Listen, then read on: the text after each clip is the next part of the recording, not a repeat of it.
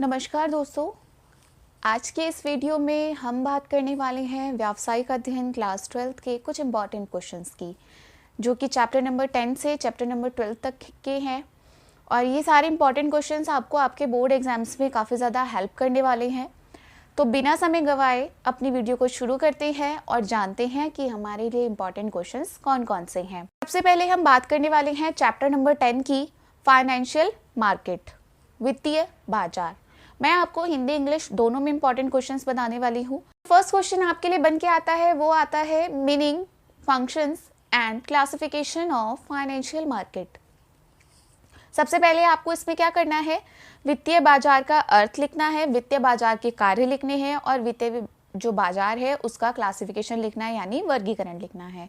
ठीक है, तो सबसे पहले जब हम इस क्वेश्चन की स्टार्टिंग करेंगे तो स्टार्टिंग कैसे करेंगे, सबसे पहले हम इसका मीनिंग लिखेंगे, फिर हम उसकी कुछ डेफिनेशंस लिखेंगे, फिर हम उसके फंक्शंस लिखेंगे। फंक्शंस यानी जो वित्तीय बाजार के कार्य हैं। अब वित्तीय बाजार के कार्य आपके हो सकते हैं आर्थिक कार्य, फाइनेंशियल फंक्शन यानी वित्तीय कार्य, काफ़ी सारे इसके जो कार्य हैं वो इसके हो सकते हैं। फिर आपका आ जाता है क्लासिफिकेशन, जो वित्तीय बाजार का वर्गीकरण है वो आपको समझाना है इस क्वेश्चन में। तो जो वित्तीय बाजार का वर्गीकरण है वो दो प्रकार के बाजारों में है, मुद्रा बाजार और पूंजी बाजार। आ जाते हैं नेक्स्ट क्वेश्चन पे, जो आपके लिए इंपॉर्टेंट क्वेश्चन है, stock exchange functions and trading procedure on a stock exchange. सबसे पहले आपको स्टॉक एक्सचेंज का मीनिंग लिख के आना है। स्टॉक एक्सचेंज मतलब स्कंद विपणी, हिंदी वाले पे ध्यान दें, स्कंद विपणी यानी स्टॉक एक्सचेंज। आप एग्जाम्स में जब भी आपको कुछ कंफ्यूजन लगे तो आप इंग्लिश में जो ट्रांसलेशन आती है आपके एग्जाम पेपर में, आप उसको पढ़ के अपने आंसर को लिखें, आपको वहाँ पर कंफ्यूज नहीं होना है। फिर आपका आ जाता है स्कंद विपणी के कार्य, फंक्शंस ऑफ स्टॉक एक्सचेंज। फिर आपका नेक्स्ट आ जाता है trading procedure in a stock exchange, स्कंद विपणी पर सौदा करने की विधि। हिंदी में भी मैं आपको बता रही हूँ। पहले आपको याद करना है स्टॉक एक्सचेंज का मीनिंग यानी स्कंद विपणी का अर्थ, फिर आपको याद करना है स्कंद विपणी के कार्य, और फिर आपको याद करना है स्कंद विपणी पर सौदा करने की विधि। नोट कर सकते हैं चैप्टर नंबर 10 का थर्ड क्वेश्चन, जो कि है सेबी से रिलेटेड। सेबी क्या है, ठीक है, सेबी के बारे में आपको लिख के आना है, उसके कुछ ऑब्जेक्टिव्स आपको लिख के आने हैं, उसके फंक्शंस आपको लिख के आने हैं। अब सेबी होता क्या है वो आपको समझना है। ठीक है, सेबी की फुल फॉर्म होती है securities and exchange board of India, और हिंदी वाले भी ध्यान दें, भारतीय प्रतिभूति एवं विनिमय बोर्ड। हम सेबी की फुल फॉर्म समझते हैं इससे। ठीक है, कमेंट सेक्शन में मुझे कमेंट करके जरूर बताएं कि जो सेबी है उसका मुख्य कार्यालय कहाँ है। जो नेक्स्ट लर्न करना है वो आपको लर्न करना है ऑब्जेक्टिव्स ऑफ सेबी, कि जो सेबी है उसके उद्देश्य कौन कौन से हैं वो आपको लर्न करने हैं। आपने पढ़ा भी होगा सेबी के कौन कौन से उद्देश्य होते हैं, प्राथमिक उद्देश्य और सहायक उद्देश्य। आपको लर्न करना है इसमें सेबी के कार्य, फंक्शंस ऑफ सेबी, सेबी के कौन कौन से कार्य हैं वो आपको लर्न करना है। आपके सिलेबस में जो सेबी के फंक्शंस हैं वो हैं 3 टाइप्स के, सुरक्षात्मक कार्य, विकासात्मक कार्य और नियामक कार्य, यानी प्रोटेक्टिव फंक्शंस, डेवलपमेंटल फंक्शंस और रेगुलेटरी फंक्शंस, ये आपको लर्न करने हैं। फिर आप आ जाइए नेक्स्ट क्वेश्चन पर, जो कि है चैप्टर नंबर 10 का क्वेश्चन नंबर 4। ये क्वेश्चन जो आपके लिए है ये आ जाता है आपको लॉन्ग आंसर टाइप क्वेश्चन में आपसे पूछ लिया जाता है, वित्तीय बाजार के प्रमुख कार्य क्या हैं। ठीक है, फिर एक क्वेश्चन आप और नोट करें, वित्तीय बाजार के 4 कार्यों का वर्णन करें। आपसे वो किसी भी टाइप से पूछ सकता है क्वेश्चन, आपसे वो ऐसे भी पूछ सकता है what are the main functions of financial market, और आपसे वो ऐसे भी पूछ सकता है explain any 4 functions of financial market. तो आपको कंफ्यूज नहीं होना, अपना आंसर जो आपने प्रिपेयर किया है आपको वही वहाँ पर लिख के आना है। फिर आपके लिए एक इंपॉर्टेंट क्वेश्चन और बन जाता है, स्कंद विपणी के क्या कार्य हैं, what are the functions of stock exchange. फिर आप आ जाइए अब शॉर्ट आंसर टाइप क्वेश्चंस जो आपके लिए इंपॉर्टेंट हो सकते हैं। उसमें है एक क्वेश्चन, मुद्रा बाजार का अर्थ स्पष्ट कीजिए, explain the meaning of money market. फिर आ जाइए आप नेक्स्ट क्वेश्चन पे, प्राथमिक मुद्रा बाजार क्या है, ये भी आपसे पूछा जा सकता है, what is primary money market. फिर आ जाइए आप नेक्स्ट क्वेश्चन में, सेबी क्या है, व्हाट इज सेबी। ये मैंने आपको पहले भी बोला था कि आप इसको लर्न जरूर करें। फिर आपके लिए क्वेश्चन जो एक एग्जाम में बिल्कुल मिल सकता है आपको, वो इस टाइप से मिल सकता है कि भारतीय प्रतिभूति एवं विनिमय बोर्ड के कोई 4 संरक्षणात्मक कार्य बताइए। State any 4 protective functions of securities and exchange board of India. ये आपको अच्छे से प्रिपेयर करने हैं। ये तो थे आपके चैप्टर नंबर 10 के कुछ इंपॉर्टेंट क्वेश्चंस। फिर आप इसी में ही कुछ क्वेश्चंस और नोट कीजिए जो कि आपसे पूछे जा सकते हैं शॉर्ट आंसर टाइप क्वेश्चंस में। स्टॉक एक्सचेंज को परिभाषित कीजिए। स्टॉक एक्सचेंज की किन्हीं 2 विशेषताओं को भी स्पष्ट कीजिए। ये भी आपसे पूछा जा सकता है। Define stock exchange, explain any 2 features of stock exchange. फिर आ जाइए आप नेक्स्ट क्वेश्चन पे। स्टॉक एक्सचेंज के किन्हीं 4-5 कार्यों को समझाइए। Explain any 4-5 functions of stock exchange. आपके चैप्टर नंबर 10 के क्वेश्चंस यहाँ पर फिनिश होते हैं। अब आ जाते हैं हम चैप्टर नंबर 11 के कुछ क्वेश्चंस पे। चैप्टर नंबर 11 हमारा कौन सा है? मार्केटिंग, विपणन।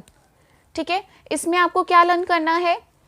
लर्न करना है आपको इसमें मार्केटिंग एंड मार्केटिंग मैनेजमेंट। आपको लर्न करना है विपणन, विपणन की अर्थ और परिभाषाएं लर्न करनी है आपको, और फिर आपको लर्न करना है विपणन प्रबंध और विपणन प्रबंध के अर्थ और परिभाषाएं। ठीक है, फिर आपको नेक्स्ट लर्न क्या करना है? नेक्स्ट आपको लर्न करना है विपणन तथा विक्रय में अंतर। ठीक है, difference between marketing and selling. ये भी आपसे कई बार एग्जाम में पूछा जाता है। आप और पढ़ें, ये इंपॉर्टेंट नहीं है बट पूछा भी जा सकता है। विपणन के कार्य, फंक्शंस ऑफ मार्केटिंग। विपणन के कौन कौन से कार्य हैं ये तो आपको पता ही होगा। Exchange function, product planning, pricing और फिजिकल डिस्ट्रीब्यूशन। ये आपने पढ़ा भी होगा, तो आप एक बार इस पर नज़र जरूर डालें। फिर आपके लिए जो इंपॉर्टेंट क्वेश्चन बन के आता है वो आपके लिए आता है मार्केटिंग मिक्स, यानी विपणन मिश्रण। ठीक है, ये आपको पढ़ लेना है। फिर आपके लिए आता है उत्पाद अथवा उत्पाद मिश्रण, प्रोडक्ट और प्रोडक्ट मिक्स। फिर नेक्स्ट क्वेश्चन जो आपके लिए इंपॉर्टेंट आता है वो आता है प्राइस मिक्स। प्राइस मिक्स मतलब कीमत मिश्रण। ये आपके लिए इतना इंपॉर्टेंट नहीं है बट फिर भी आप इसको पढ़ लें। फिर आपके लिए अगला क्वेश्चन जो बन के आता है, अगला क्वेश्चन मेरे हिसाब से जो इंपॉर्टेंट है वो है भौतिक वितरण को प्रभावित करने वाले तत्व, elements determining physical distribution system. ये भी आपके लिए एक इंपॉर्टेंट क्वेश्चन है, आप इसको जरूर तैयार करें। फिर आपके लिए जो इंपॉर्टेंट क्वेश्चन है वो है स्थान अथवा भौतिक वितरण, प्लेस और फिजिकल डिस्ट्रीब्यूशन। आपसे वो एग्जाम में इस तरीके से भी पूछ सकते हैं कि स्थान वितरण क्या है, या तो वो आपसे इस तरीके से पूछेंगे या फिर वो आपसे ऐसे भी पूछ सकते हैं कि भौतिक वितरण क्या है। आपको प्रिपेयर करना है अपने इस क्वेश्चन के आंसर को। फिर आपको जो इस चैप्टर में लर्न करना है वो है आपके लिए लास्ट क्वेश्चन, नहीं लास्ट तो नहीं है, वो है आपके लिए विक्रय संवर्धन, सेल्स प्रमोशन। ये आपको जरूर लर्न करना है। और आपको फिर नेक्स्ट जो लर्न करना है वो आपको लर्न करना है एडवर्टाइजिंग, विज्ञापन। विज्ञापन क्या होता है मैं आपको बता दूं, जो विज्ञापन है इसको आप अपने वर्ड्स में भी तैयार कर सकते हैं, लेकिन अपने वर्ड्स में सटीक आंसर लिख के आना है। वहाँ पर सिर्फ कुछ भी लिख के नहीं आना, बल्कि अच्छे से अपने आंसर को अपने वर्ड्स में प्रिपेयर करना और उसको अच्छे से लिख के आना है वहाँ पे। ठीक है, फिर आपके लिए जो नेक्स्ट क्वेश्चन है वो आपके लिए है विज्ञापन तथा विक्रय संवर्धन में अंतर, difference between advertising and sales promotion. ठीक है, विज्ञापन तथा विक्रय संवर्धन में अंतर आपको करके आना है। फिर आपके लिए अगला इंपॉर्टेंट क्वेश्चन है व्यक्तिगत विक्रय, पर्सनल सेलिंग क्या होती है। ठीक है, फिर एक इंपॉर्टेंट क्वेश्चन है, यह आपसे पूछा जा सकता है लॉन्ग आंसर टाइप क्वेश्चन में भी, विज्ञापन पर व्यय किया गया धन की बर्बादी है। क्या आप इस विचार से सहमत हैं? यदि हाँ तो कारण दीजिए, और यदि ना तो उसका भी कारण दीजिए। Money spend on advertising is a waste, do you agree with this view, give reasons. ठीक है, ये आपसे लॉन्ग आंसर टाइप क्वेश्चन में पूछा जा सकता है। फिर आपको इसमें लर्न करना है एक शॉर्ट क्वेश्चन, व्यक्तिगत विक्रय क्या है, व्यक्तिगत विक्रय की प्रक्रिया का संक्षेप में वर्णन कीजिए। What is personal selling and explain in brief the process of personal selling. ठीक है। चैप्टर 11 का यहाँ पर एंड हो जाता है। फिर आपको लर्न करना है चैप्टर नंबर 12 के इंपॉर्टेंट क्वेश्चंस। तो चैप्टर नंबर 12 है हमारा उपभोक्ता संरक्षण, कंज्यूमर प्रोटेक्शन।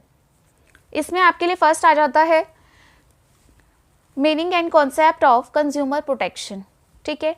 उपभोक्ता संरक्षण का अर्थ क्या है, उसकी अवधारणा क्या है, ये आपको लर्न करना है। फिर आपसे पूछा जाएगा नेक्स्ट, उपभोक्ता संरक्षण की आवश्यकता अथवा महत्व अथवा भारत में उपभोक्ता संरक्षण की आवश्यकता, ठीक है। आपसे वो इन तीनों तरीके से पूछ सकते हैं कि उपभोक्ता संरक्षण की आवश्यकता बताइए, या फिर आपसे ऐसे भी पूछ सकते हैं कि उपभोक्ता संरक्षण का महत्व बताइए, या फिर वो इस तरीके से भी पूछ सकते हैं कि भारत में उपभोक्ता संरक्षण की क्या आवश्यकता है।